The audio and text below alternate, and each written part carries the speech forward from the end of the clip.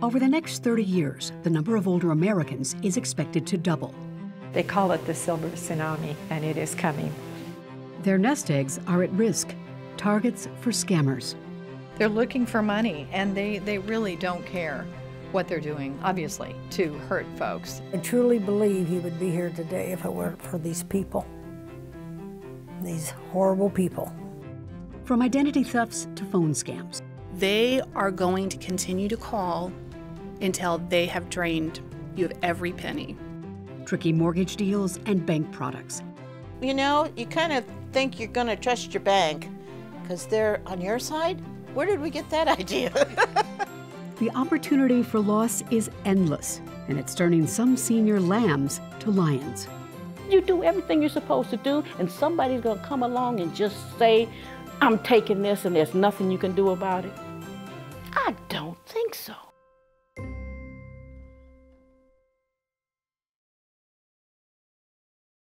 Fleeced, speaking out against senior financial abuse, is made possible through the generous support of Atlantic Philanthropies, dedicated to making lasting changes in the lives of disadvantaged and vulnerable people. These are the people who persevered, who paid their taxes, who worked harder than anyone else in factories and farms, and created the kind of vibrant economic culture and economy that we now enjoy. Older Americans. They control upwards of $18 trillion in assets.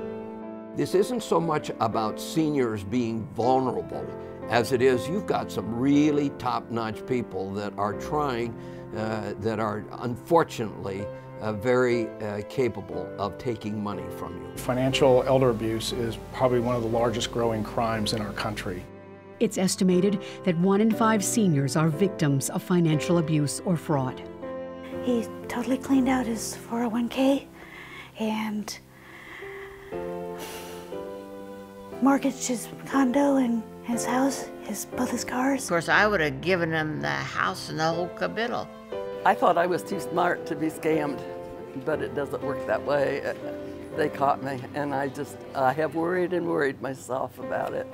They're looking for money, and they really don't care what they're doing, obviously, to hurt folks. The average loss, almost $150,000 per victim.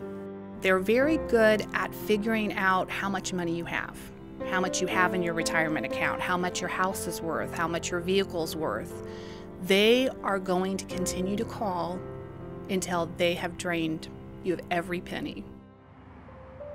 Common scams target seniors through the mail, computer, and by telephone. It's not the locals that are doing this to each other. We're in an international age now.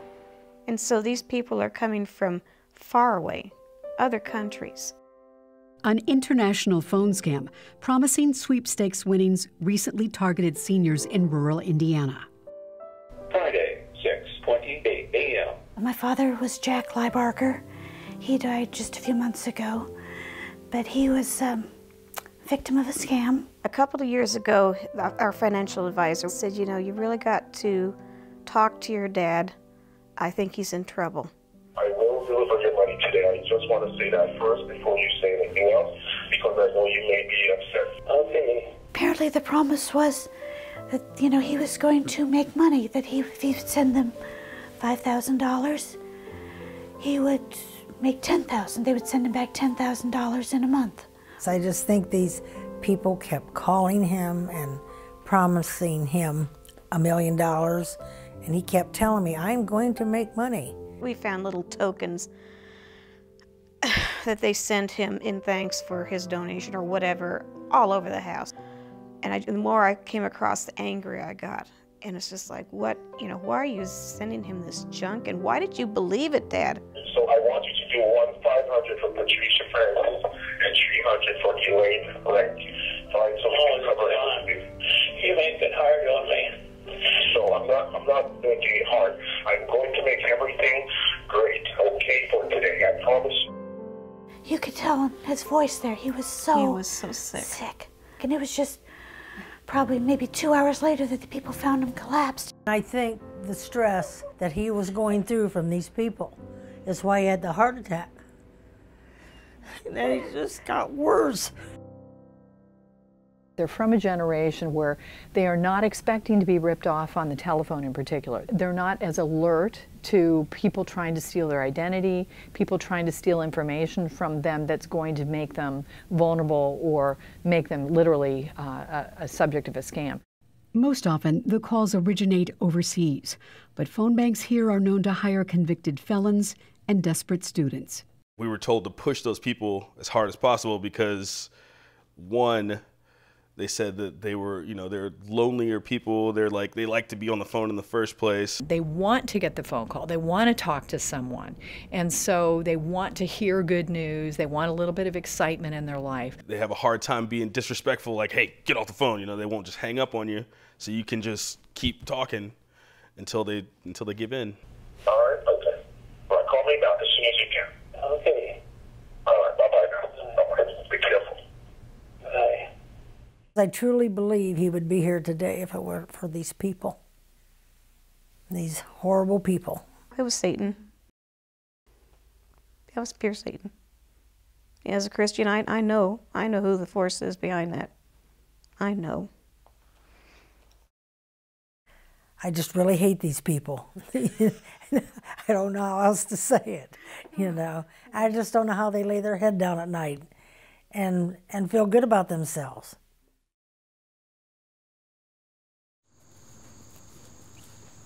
Home ownership, the hallmark of a successful life. But today, that home equity, hard earned by older Americans, is a prime target for fraudsters. Any one of a number of preying upon the elderly and the vulnerable and trying to literally sell them a bill of goods, which is nothing, and take the house away from them. And the elderly are, inclined to believe somebody who comes and is friendly and offers help. The number of problems that seniors face are so diverse and so multiple. There's so many of them. You really have to go in on a targeted area and try to figure out the number one issue for that community. Those issues can involve mortgage rescue scams. For seniors who've built up home equity, reverse mortgages are tempting but complicated. In Los Angeles at the Korean Resource Center, seniors who don't understand English can be targets for fraud. Free community center housing counselors were able to help save Sunja Choi's home, but not before lawyers and so-called mortgage counselors were paid large fees for undelivered services. In Cleveland, George Robinson faces an altogether different problem. It was getting to the point that I was getting sick. Doctors say I was stressed out. A lot of seniors were specifically targeted for refinance during the predatory lending boom. And of course, when somebody shows up at your house and says, hey, I can help you get $70,000, $80,000 to fix your entire house up and make it like new, this seems a little too good to be true. ESOP, Empowering and Strengthening Ohio's People, helped Robinson save his home investment. And so I was ready to give up this house. But now, I don't worry about it anymore. It's nice. For a lot of African Americans, many generations had worked and struggled and labored to get to the point where they owned their homes. To take that value away from that family is stealing from not just that person, but from their parents and their grandparents and their great-grandparents, through the entire struggle of this country. People sometimes, if they are vulnerable because somebody's sick or they have a need to replace the roof, they might be susceptible to these kinds of ploys. When illness struck Anita Gardner, it threatened her life and all she had built up from working. This is the street that I bought my first house in the 70s. I knew everybody in this area, everybody. This was the home that I built, not a house, this was the home. This is where I locked everybody out. This was my world. I was a steel worker. And I developed some sort of brain disorder. It's called Arnold-Chiari malformation. And I had to have a few brain surgeries, and I was incapacitated for a while. Nita fell behind on a mortgage that was nearly paid in full. I went and took my retirement money, paid it all up, and they said, okay. Well, I said, can we go back to the regular mortgage? And they said, well, we're going to need some good faith payments. Those good faith payments were many times higher than the regular payment. Each time she called the company, she dealt with a new representative and new rules. Well, this good faith payment turned out to be 6 times before I got totally fed up. I decided, okay, I'm going to buy this house outright. And I sent them a certified check for this amount of money. The company changed the rules again, canceled the deal, and returned her check. If you're going to scam somebody, or if you're going to go in there and do what you do, you got to make up the rules as you go along. And then here you are, you're not even equipped to play the game because you weren't even notified that this game was going on and that you were just a piece in the game. Nita went to ESOP for help. Every solution starts with you being fed up and saying that's it. ESOP pressured the mortgage company into a fair deal and saved Nita's home. Don't let them get away with it. Don't let them get away with it. Deposits by seniors in financial institutions represent 70% of all deposits nationwide. Okay, there she goes. And now some of the most reputable banks have created products that profit from those deposits. When I had to face it, that my bank that I trusted was ripping me off for 5 years, I got awake. I went to the bank and asked them if I could borrow a small loan. And I was told, we don't loan anything less than $5,000. But do you have a computer? Yes, I do. Well, we have a service for our customers that you could use. It's called the direct deposit advance, and you can borrow up to $500. Annette used a banking product called a direct deposit loan, which uses Social Security checks as collateral. At the time I started, I was being charged $50 a month for it. This was called a service. I saw my bank doing a service for me. I just kind of settled into this is what I had to do to keep going. They've held her hostage, basically. They've said, you know, we're going to keep taking half of your Social Security and leave you without enough to make ends meet for the next month unless you borrow from us again. They've designed this. My bank I trusted. And here's the thing. If I would have thought, okay, I need to make a loan, I think I'll go down to the local strip mall and go to those check cashing places or payday loan places or whatever they call them, I would have never done that. With all of the mergers, they have gotten farther and farther away from the consumer. So now the way that they make money off of the consumer is not in the deposit loan relationship, it's on the fee generation. So that makes everybody a sitting duck, whether you're a student or a senior, you know, they're going to try and find all the different ways that they can not just nickel and dime you, like, you know, 10 and 20 you and $50 you. You know, I had never told my kids about it. I'd never told anybody about it. I just, you know, you just don't worry other people about your finances when you don't have any money to worry about. There's an incredible shame about having financial difficulties. That sort of internalized shame really stops a lot of us from even asking the question, is what they're doing fair? Do they have responsibility in this? Forced into a cycle of borrowing for 5 years, Annette paid nearly $3,000 in interest fees on a $500 note. It has nothing to do with your intelligence or your financial knowledge or any of the above. It's not just me. It's thousands and thousands and thousands of people nationwide. So it's you against that team of people who've designed these products and kept the system in motion. So if you think that you're going to win, you know, I mean, you'd have to be like made of magic to win like that. Annette spoke up anyway, first at the stockholders meeting where she asked her bank to make a change. We're going over there, we're going to ask for a payment plan. We've notified some of the top executives. More than likely, the branch manager has never done a payment plan like the one that we're asking for. So we're going to ask, and we're going to hope for the best. The bank kept the interest, but forgave Annette Smith's loan. Today, 6 U.S. banks continue to offer direct deposit loans.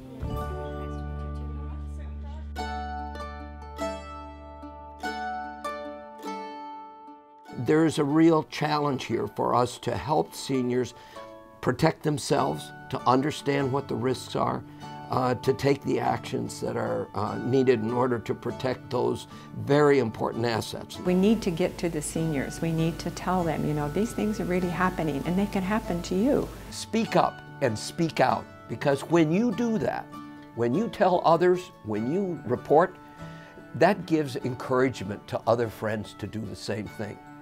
Seniors are speaking out at banking roundtables in California.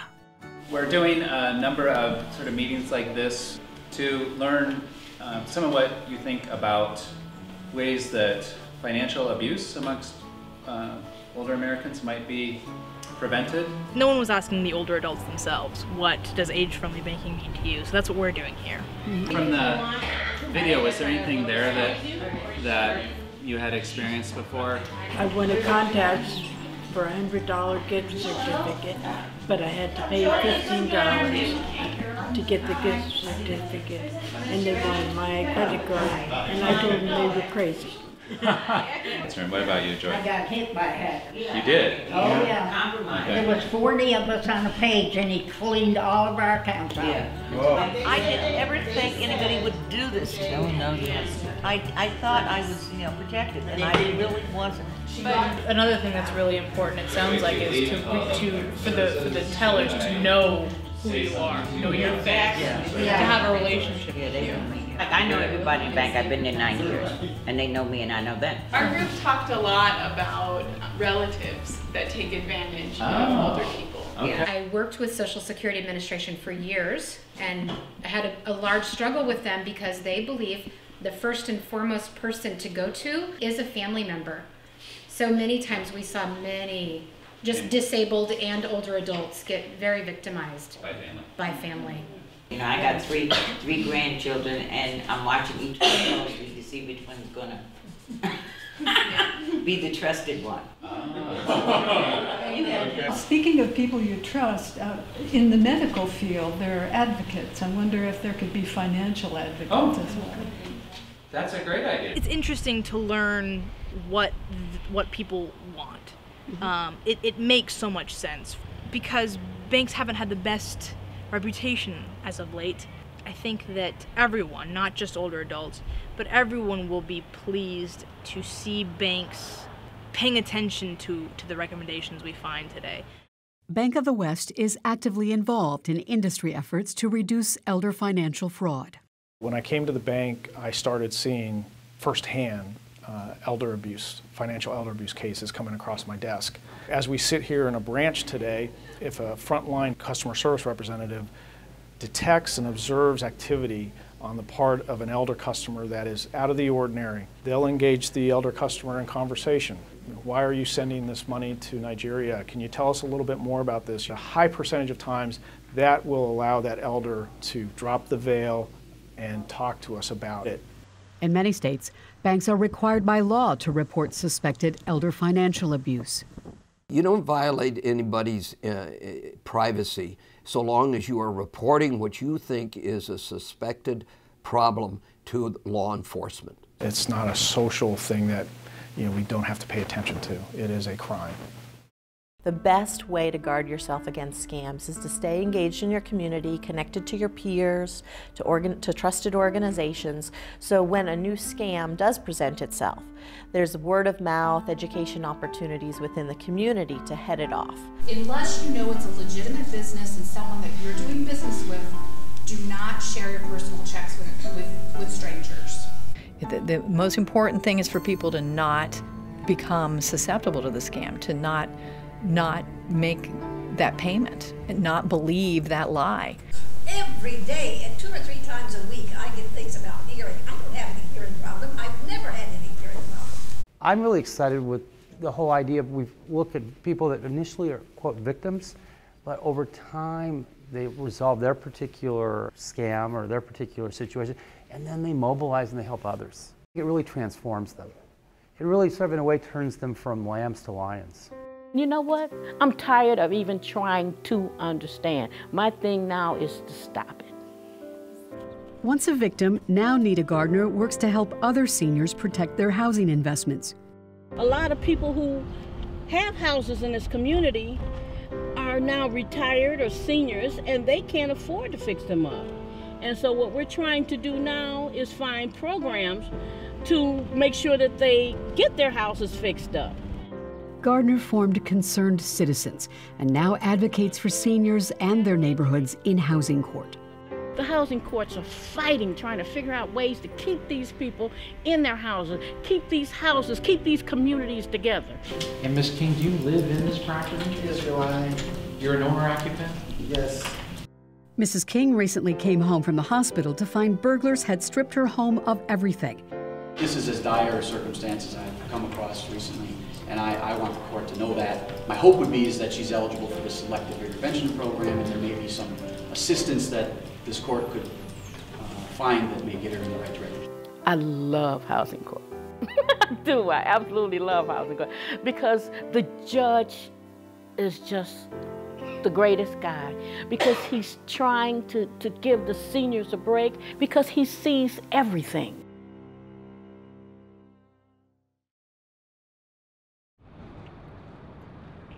Annette Smith continues to speak out. When you want to make changes, people have to know about it. First, we're going to hear from Annette Smith.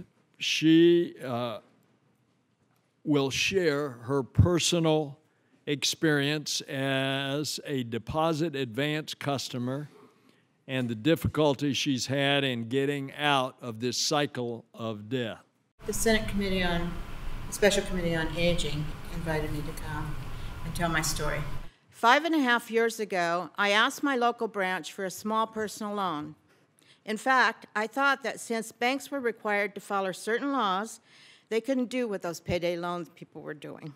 We think the charges, the line of credit fees that we charge are very competitive.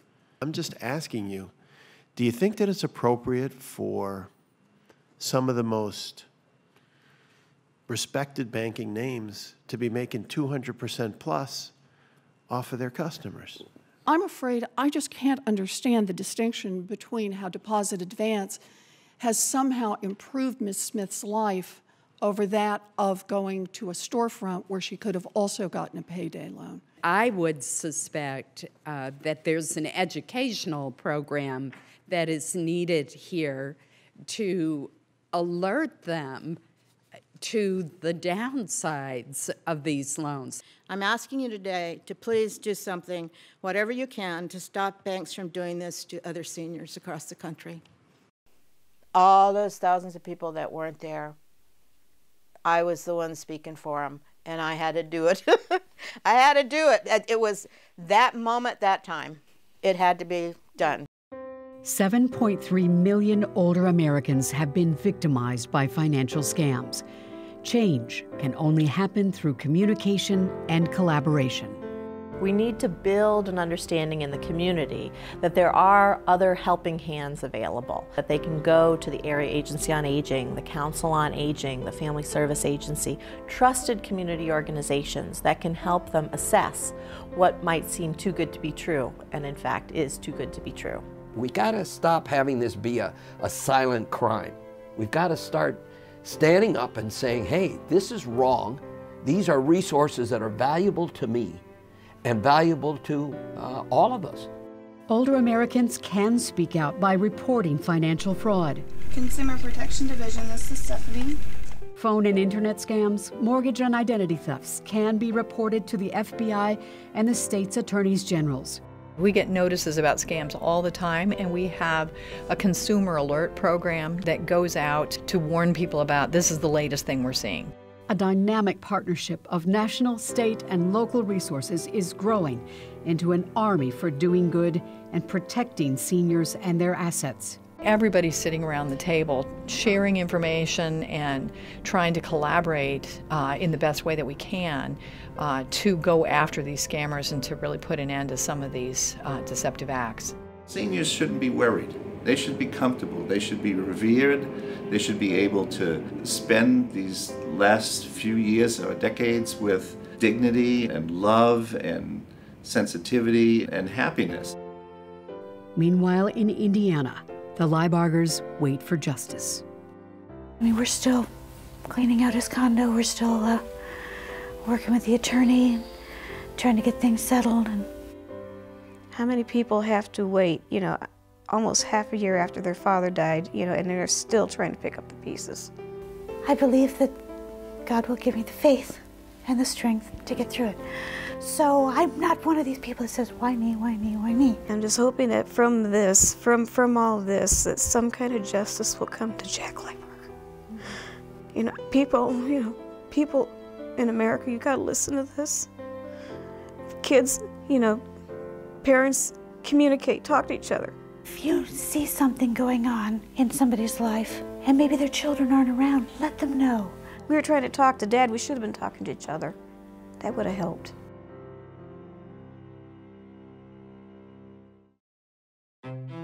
If somebody is asking you for money immediately, step back.